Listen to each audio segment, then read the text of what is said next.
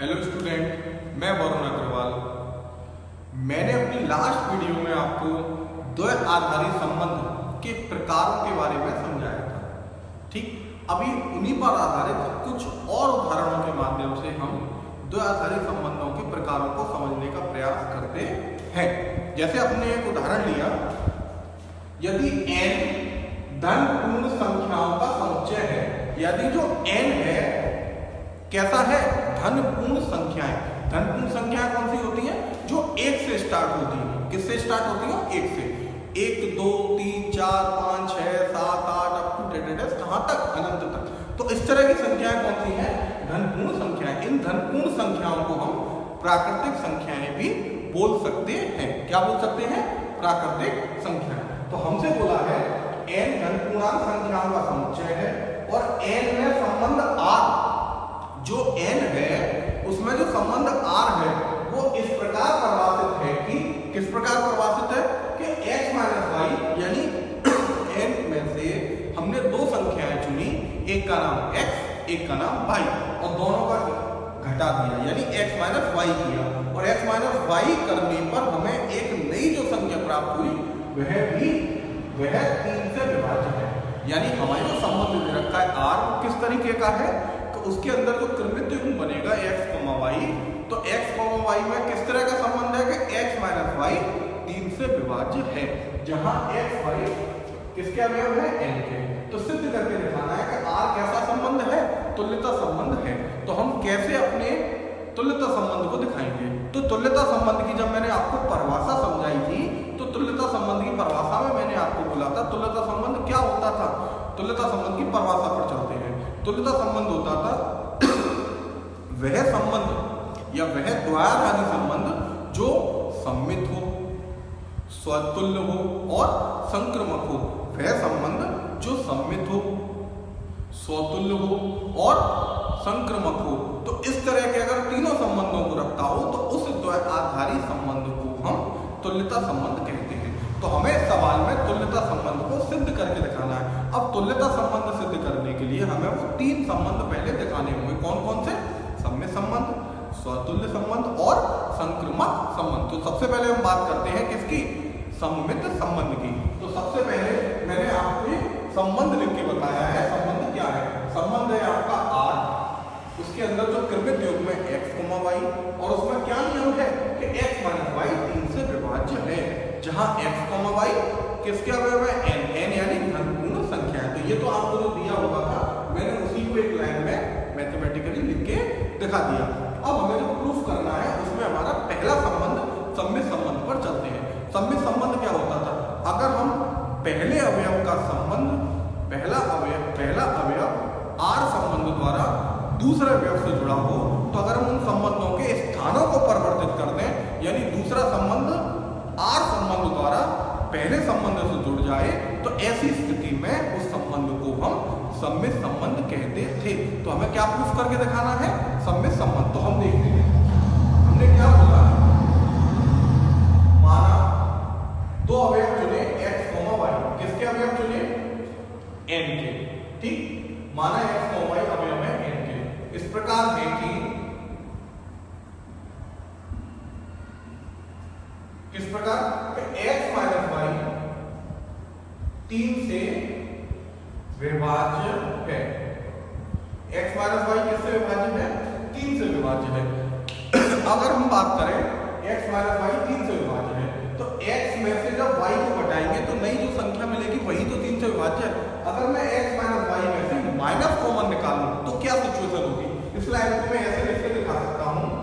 Minus common लेने के बाद क्या आ जाएगा? x माइनस वाई रहेगा y माइनस x। ही किससे विभाजित होगा? 3 से विभाज्य होगा। स्पष्टली आप देख सकते हैं। क्यों होगा?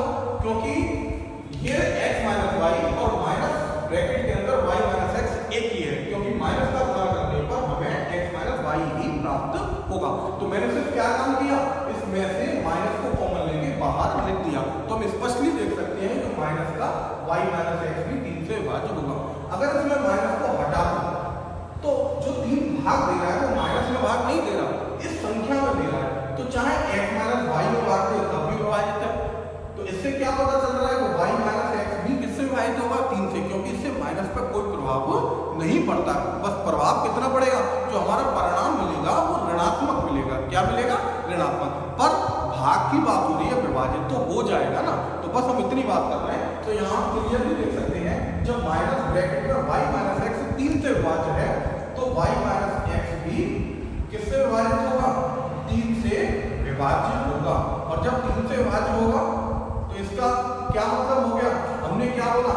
x के स्थान पर y रखा और y के स्थान पर x रखा, यानी हमें क्या मिल गया? अर्थात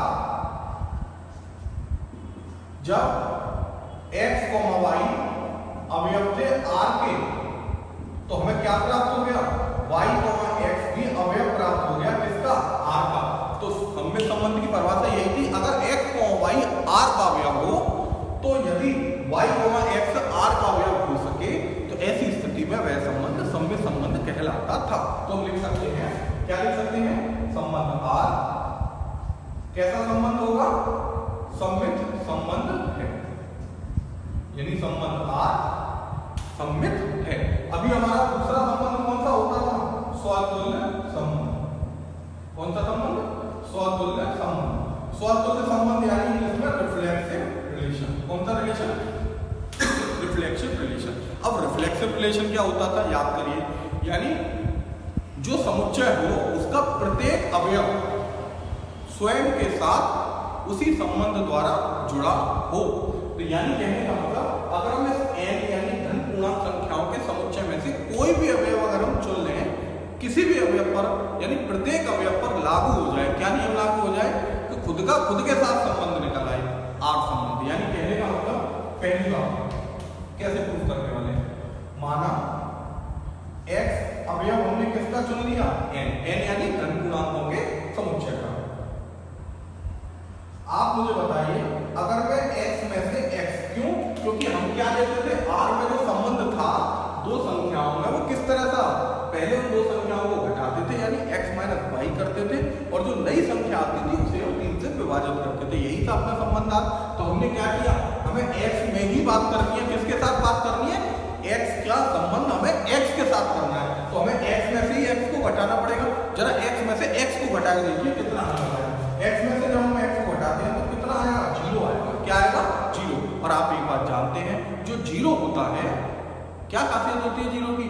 कि 0 प्रत्येक धन पूर्णांक संख्याओं से विभाजित होता है, या 0 प्रत्येक संख्या से विभाजित किया जा सकता है। तो इससे क्या निष्कर्ष निकला? कि ये जो 0 है वो 3 से विभाज्य होगी। 0 किससे विभाज्य होगा? 3 से विभाज्य होगा। तो इससे क्या मतलब होगा? जब 0 विभाज्य होगा तो 0 कब आया? जब x माइनस एक्स था। तो इसका मतलब x माइनस एक्स 3 से विभाज्य है। जब x माइनस एक्स 3 से विभाज्य, तो संबंध यही तो था कि x माइनस वाई 3 से विभाज्य होगा। जब दो अलग अलग अवयव थे x और y, यहाँ क्या है? x और x।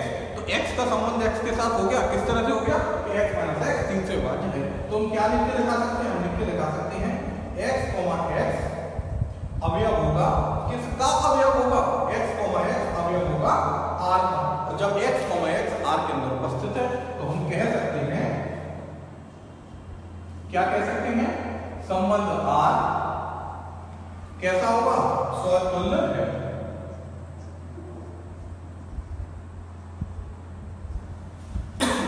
संबंध r कैसा है? स्वतुल्य है। यानी हमें तुल्यता संबंध प्रूफ करना है। तुल्यता संबंध दिखाने के लिए हमें 3 संबंध प्रूफ करने पड़ेंगे, सम्मित, स्वतुल्य और तीसरा बचता है संक्रमक। तो हम किस संबंध की बात करते हैं? संक्रमक संबंध।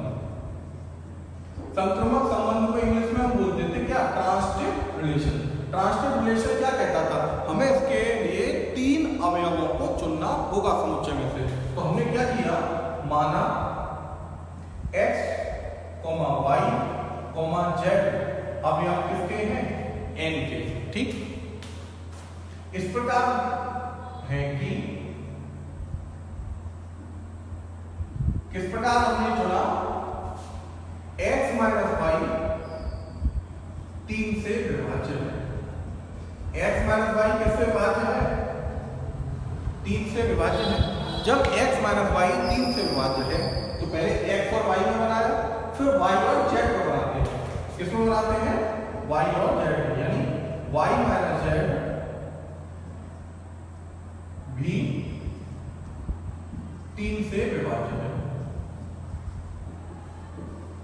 हमने क्या लिखा, x माइनस वाई 3 से विभाज्य है और y माइनस जेड भी 3 से विभाज्य है। हमें क्या देख के दिखाना है, स्वतुल्य संक्रमक संबंध क्या कहता था, पहले का जो संबंध दूसरे से हो और दूसरे का वही संबंध तीसरे से हो, तब यदि पहले का वही संबंध तीसरे से हो जाए तो ऐसी स्थिति में हम कह सकते हैं कि संबंध आपका संक्रमक है।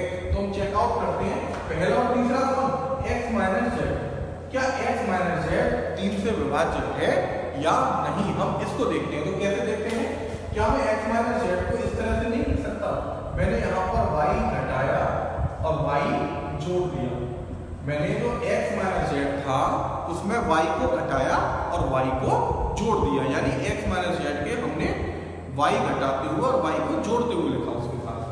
अब हमने ये जो x माइनस जेड था जिसमें y जोड़ा y घटाया था उसको दो भागों में ब्रेक कर दिया, पहले भाग को बनाया x माइनस वाई प्लस लगाते हुए दूसरे भाग को क्या बनाया y माइनस जेड, यानी x माइनस जेड अब स्पष्ट दिख रहा है, दो भागों से मिलकर तैयार हुआ है।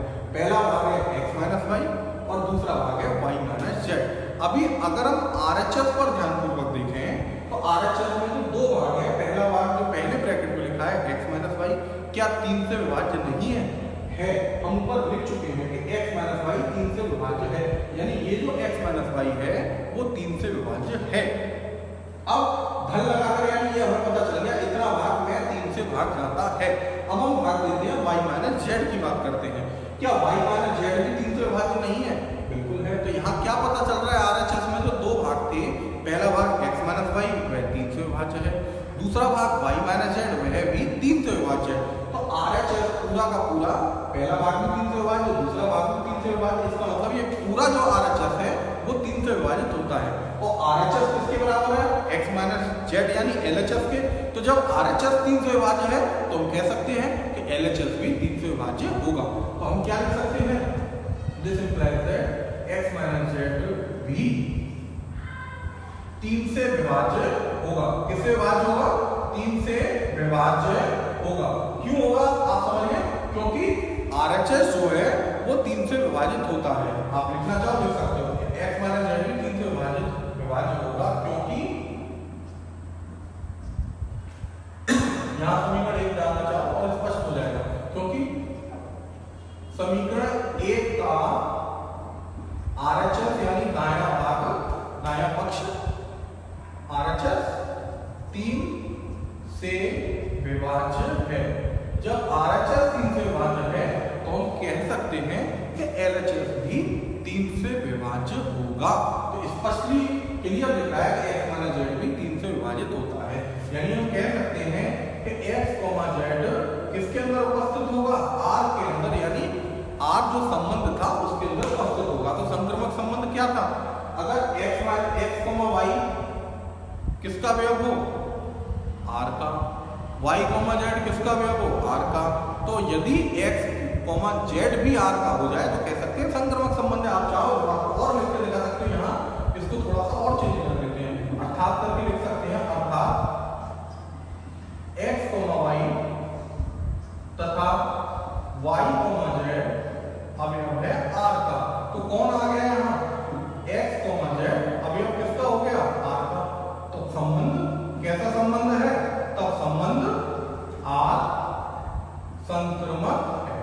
तो आपको क्या दिखाना था, हमको दिखाना था तुल्यता संबंध सिद्ध करके दिखाना था, और तुल्यता संबंध दिखाने के लिए हमें सममित संबंध, संक्रमक संबंध और स्वतुल्य संबंध दिखाना पड़ेगा।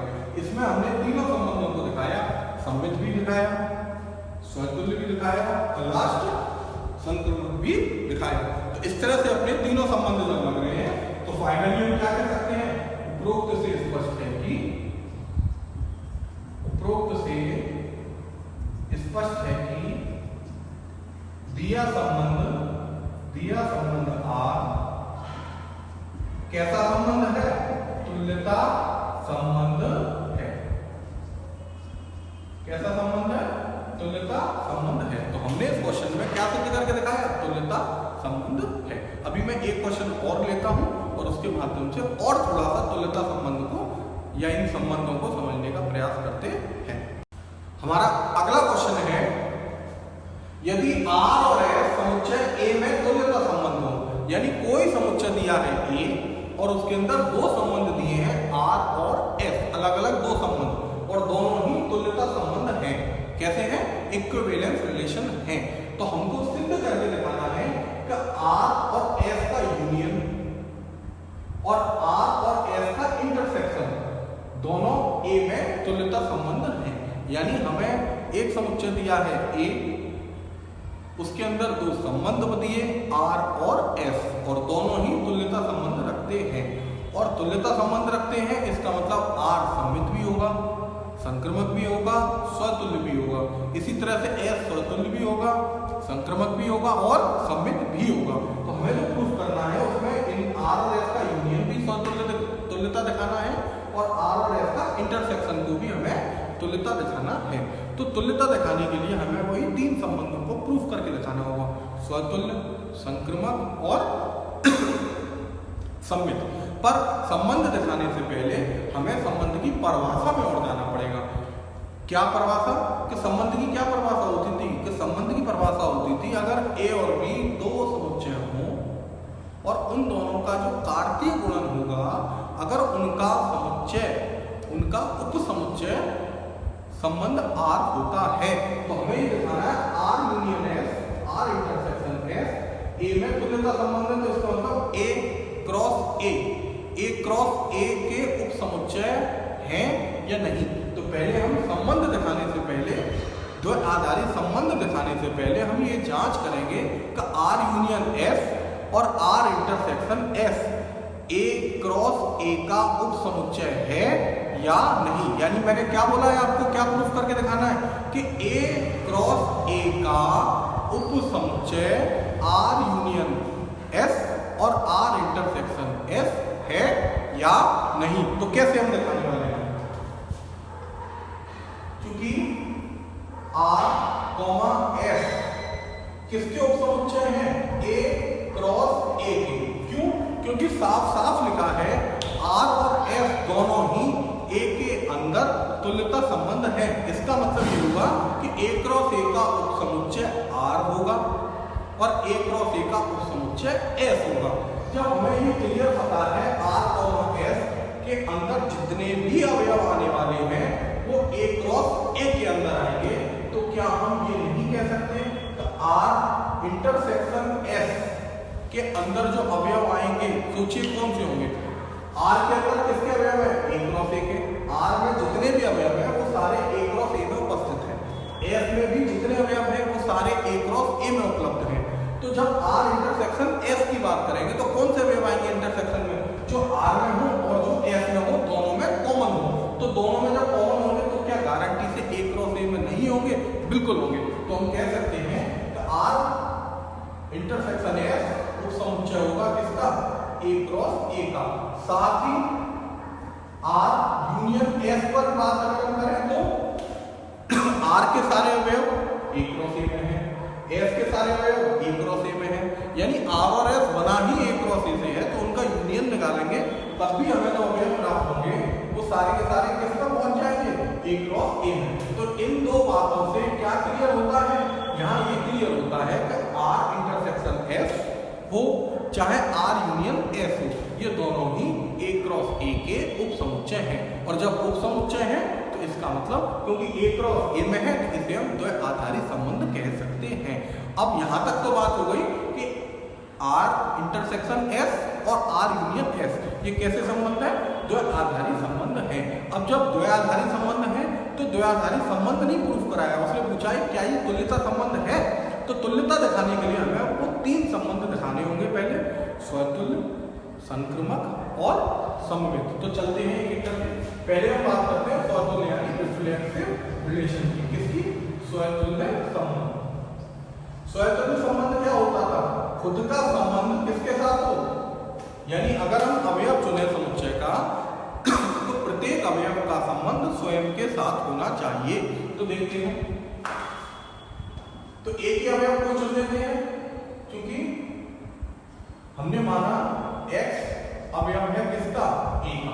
हमने कोई अवयव लिया x, प्रत्येक अवयव लिख सकते हैं यहाँ पे फॉर एवरी का मतलब प्रत्येक अवयव x का, जो किसका है, प्रत्येक अवयव x जो किसका है, समुच्चय a का। ठीक, तो a का है तो x, x किसका जरूर होगा, r का जरूर होगा, तथा x, x s का भी होगा। अब आप कहोगे ये कहां से बात आ गई कि x, x r का होगा, x, x का होगा। क्यों? कारण क्योंकि हमने क्लियर लिखा है r और s दोनों तुल्यता संबंध है, और r और s जब तुल्यता संबंध है तो इसका मतलब r और s दोनों स्वतुल्य भी होंगे, और जब r और s दोनों स्वतुल्य हैं तो आप जानते हैं स्वतुल्य की क्या होती थी, x, x टाइप का हर एलिमेंट उसके अंदर मौजूद होगा। तो हम लिख सकते हैं यहाँ पीछे, क्योंकि r कैसा है, स्वतुल्य है। r कैसा है, स्वतुल्य है, यहाँ लिख सकते हैं। इसमें भी हम लिख के दिखा सकते हैं, क्योंकि s कैसा संबंध है, स्वतुल्य है।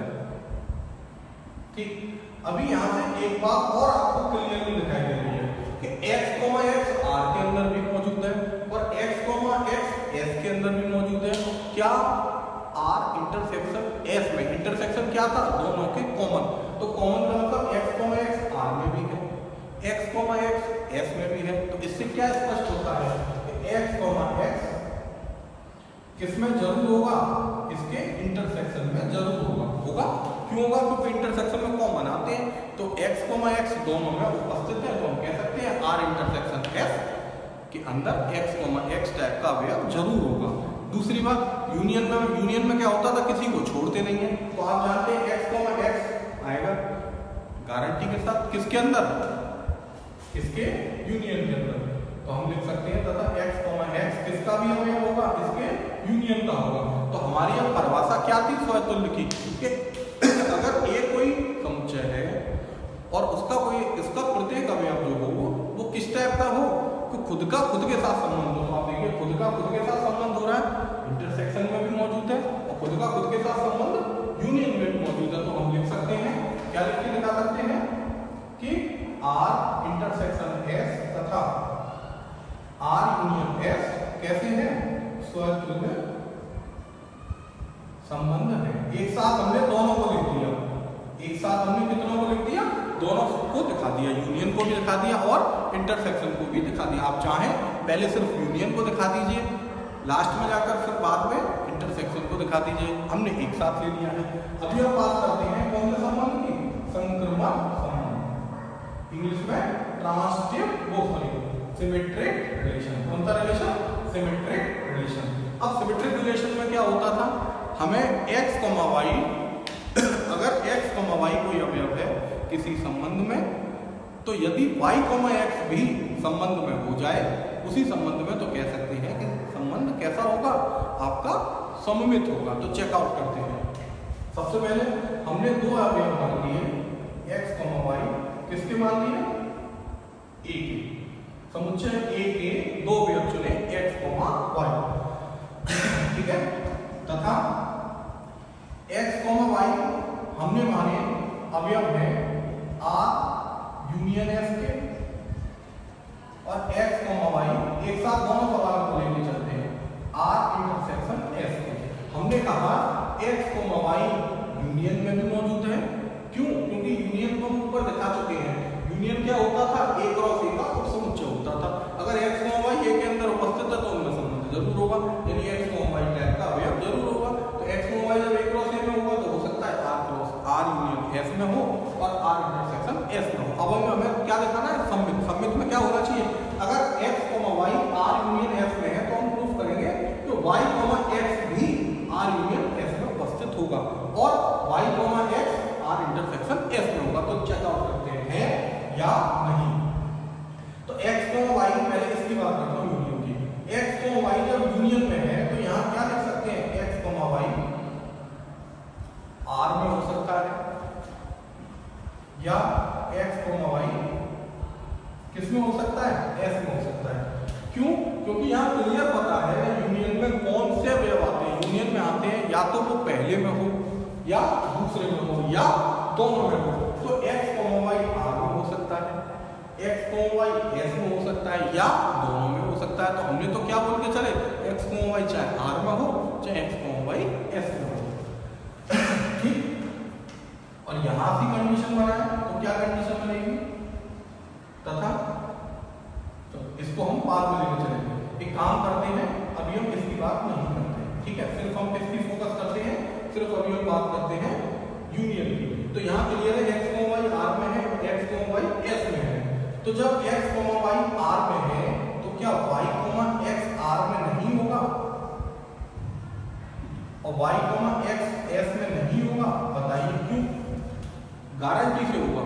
कारण क्योंकि हमें क्लियर पता है आर और एस दोनों कैसे हैं? तुल्यता संबंध है। और जब तुल्यता संबंध है तो आर और एस सममित भी होंगे।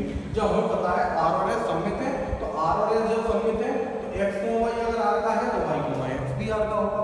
अगर x, y एस का है तो y, x भी एस का होगा। इस बात को लिखना चाहो लिख सकते हो, चूंकि आर तथा एस कैसे हैं? सममित है। जब हमें क्लियर पता है आर और एस दोनों सममित हैं तो इसका मतलब है y, x आर में होगा या y, x एस में होगा। इसके हिसाब से एस आर को लेके चलेंगे तो आर के लिए होगा, एस को लेके चलेंगे तो एस के लिए होगा। तो हमें यहाँ क्लियरली क्या पता चला कि y, x आर में हो सकता है या y, x एस में हो सकता है। गारंटी ये है कि किसी एक में तो होगा ही। तो जब किसी एक में होगा तो हम कह सकते हैं y, x किसमें जरूर आएगा? इनकी यूनियन में जरूर आएगा। क्यों आएगा? क्योंकि यूनियन में किसके अवयव आते हैं? आर के सारे अवयव आते हैं और एस के सारे अवयव आते हैं, यानी किसी को छोड़ना नहीं होता। तो इसका मतलब क्या क्लियर है? तो y, x गारंटी के साथ यूनियन में जरूर होगा। तो यूनियन में होगा तो यहाँ से क्या निष्कर्ष निकला? यहाँ से निष्कर्ष निकलता है कि आर यूनियन एस कैसा संबंध है? सममित। क्यों हो गया सममित? बताइए आप। क्योंकि आर x, y यूनियन में था और हमने क्या वहां निकाल दिया? उल्टा y, x भी यूनियन में है। अभी हम किसकी बात करेंगे? Same process. इसी प्रकार अब हम लेके चलते हैं किसको? x, y अवयव है r इंटरसेक्शन s का। किसका? इंटरसेक्शन s का। इंटरसेक्शन क्या होता था? पहले में भी हो और दूसरे में भी हो। तो यानी ये क्लियर है x, y r में होगा और x, y किस में भी होगा? s में भी होगा। तो जब x, y r में भी है और x, y s में भी है तो क्या y, x r में नहीं होगा? बिल्कुल होगा। और y, x किस में भी होगा? s में भी होगा। क्यों होगा? ये देखो ये वाली लाइन लिखी है, यहाँ या की जगह सिर्फ तथा लगा हुआ क्योंकि r और s कैसे हैं? सममित है। आप चाहो वैसे लिख सकते हो, क्योंकि r तथा s कैसे हैं? सममित है। तो इससे क्या क्लियर हुआ? जब r और s सममित है तो y, x r में भी है, y, x s में भी है। तो फाइनली y, x किसमें जरूर होगा? y, x इनके इंटरसेक्शन में जरूर होगा। तो हम क्या लिख सकते हैं? r इंटरसेक्शन s कैसा है? सममित है। तो हमने क्या दिखा दिया? इंटरसेक्शन को भी सममित दिखा दिया और यूनियन को भी सममित दिखा दिया। और उससे पहले हमने क्या दिखाया था? स्वतंत्र दिखाया था। अभी हमारा तीसरा संबंध क्या रह गया? संक्रमक संबंध, यानी इंग्लिश में बात करें तो ट्रांसटिव रिलेशन। कौन सा रिलेशन? Transitive relation. ट्रांसटिव में क्या करना पड़ता था? हमें 3 एलिमेंट लेने पड़ते हैं किसी समुच्चय के। तो हमने माना x, y, z अवयव है किसके? A के। तथा पहले हम यूनियन का करके दिखाते हैं। किसका करके दिखाते हैं? यूनियन का। और जैसे यूनियन का करके दिखाएंगे उसी तरह से हम फिर दिखाएंगे इंटरसेक्शन का। तथा x, y, z अवयव है किसके? R यूनियन S के। देखिए संक्रमक संबंध क्या था? पहले का जो संबंध दूसरे के साथ हो, दूसरे का वही संबंध तीसरे के साथ हो, तो पहले का वही संबंध तीसरे के साथ हो जाए। तो हमने यहाँ क्या दिखाया? पहले का दूसरे के साथ संबंध है R यूनियन S में, y और z जुड़े हैं R यूनियन S से। तो अब कौन कौन जोड़ के दिखाना हमें? x और z को दिखाना है कि ये किस संबंध से जुड़े हैं? R यूनियन S से। तो देखिए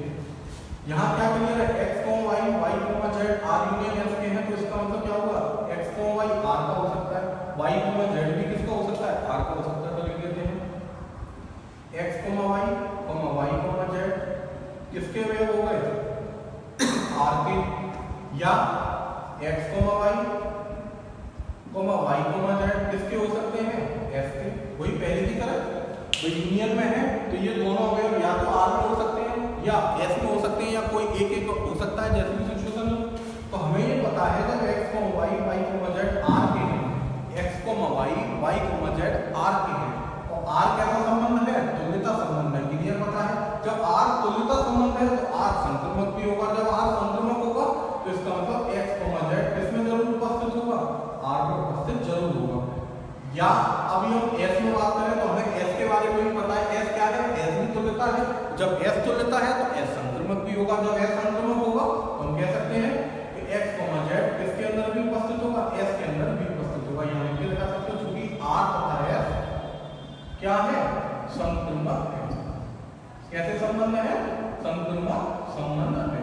ठीक है, तो हमें क्या पता चला? जब r और s संक्रमक है तो x, z r का हो सकता है, x, z s का हो सकता है। या तो जब x, z ये तो गारंटी है चाहे r में होगा या s में होगा तो 101% x, z किसमें जरूर आएगा? यूनियन में जरूर होगा, क्योंकि यूनियन में तो r के और s के सभी अवयवों को चुना जाता है। x, z r union s में होगा। हमने क्या बोला था? x, y, z अगर यूनियन का है तो हमने क्या लगाया? x, z यूनियन का हो गया। तो यहाँ क्लियरली लिख सकते हैं r यूनियन s कैसा संबंध है? संक्रमक है। ठीक, तो हमने किसको दिखाया? यूनियन को दिखाया। अब हम यूनियन की जगह क्या लेना है? इंटरसेक्शन। सेम प्रोसेस रहेगा, जहां भी यूनियन है उसकी जगह हम इंटरसेक्शन लगा देंगे और जहां या लगा था उसकी जगह तथा लगाएंगे। तो लगाते हैं इसी प्रकार x, y, z अभी हम है इंटरसेक्शन के, r इंटरसेक्शन s के। तो r में भी होंगे दोनों अवयव, यानी x, y, z r के अवयव भी होंगे और x, y, z किसके भी अवयव होंगे?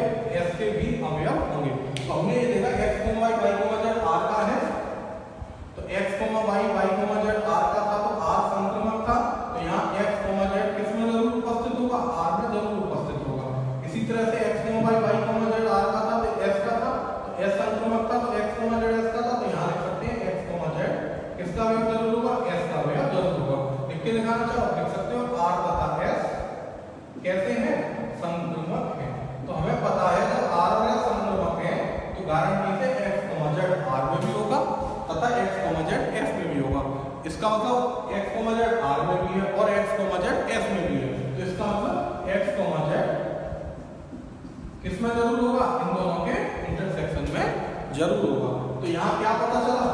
r इंटरसेक्शन s में x, y और y, z के, और हमने क्या सिद्ध करके दिखा दिया? r x, z के इंटरसेक्शन में होगा। तो हम लिख सकते हैं r इंटरसेक्शन s कैसा संबंध है? संक्रमक संबंध। तो अभी आपने देखा तो हमने तीनों के बारे में दिखा दिया, तीनों संबंधों को दिखा दिया, चाहे यूनियन हो r यूनियन s, चाहे r इंटरसेक्शन s हो। हमने इन दोनों अलग अलग संबंधों में स्वतुल्य संबंध भी लिख के दिखाया, करके दिखाया, संक्रमक संबंध को भी करके दिखाया। देखिए सॉरी सम्य संबंध यहाँ लिखने में गलती हो गई, यहाँ लिख देंगे आप कौन सा संबंध? सममित संबंध। कौन सा संबंध? सममित संबंध। ठीक है, तो हमने क्या दिखाया? यहाँ हमने सम्य संबंध भी करके दिखा दिया और फिर उसके बाद संक्रमक संबंध को भी दोनों में अलग अलग करके दिखा दिया। तो यहाँ गलती बेशक हो गई थी पर हमने बात सम्मित की ही यहाँ करी थी। तो हमने तीनों संबंधों को दिखाया। जब किसी संबंध द्वय आधारित संबंध तीनों संबंधों को प्रयोग करता हो, तीनों संबंधों को फॉलो करता हो तो हम कह सकते हैं हमारा ये जो दोनों संबंध होंगे कौन कौन? चाहे r यूनियन s, चाहे r इंटरसेक्शन s, दोनों कैसे संबंध होंगे? तुल्यता यानी इक्विवेलेंट संबंध है। तो r यूनियन s और r इंटरसेक्शन s कैसे हो गए? तुल्यता संबंध है। तो यही अपना क्वेश्चन था जिसमें हमें दो अलग अलग संबंध दिए थे r और s किसी सेट के अंदर। तो हमें दोनों तुल्यता थे और सिद्ध करके दिखाना था दोनों का यूनियन और दोनों का इंटरसेक्शन भी तुल्यता होता है।